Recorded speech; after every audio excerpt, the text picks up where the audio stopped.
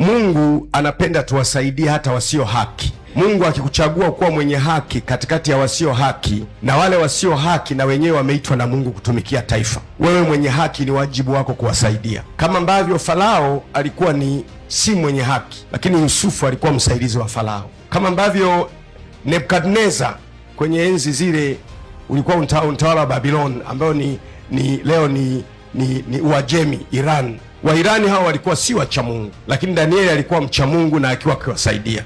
Kwa hiyo mnapokuwa wacha Mungu katikati ya serikali au mahakama au popote pale, ninyi ndio mnakuwa chachu ya haki. Rais peke yake hawezi kuokoa nchi, kwa sababu ukiwa rais sio kwamba umesoma taaluma zote. Ukiwa rais sio kwamba wewe ni daktari, wewe ni mwalimu, wewe ni mhandisi, wewe unakuwa na taaluma moja tu. Sana sana unawategemea walio chini yako wakushauri vizuri, wafanye vizuri, hasa kama walio chini yako ni waovu. Hata kama wewe rais ungepambana kiasi gani, hutaweza. Kwa hiyo ni vizuri wenye haki kama nyie kwenye maeneo yenu, ama ni bungeni, ama ni wizarani, ama ni serikalini, ama ni mahakamani, ama ni kwenye biashara, kutenda haki.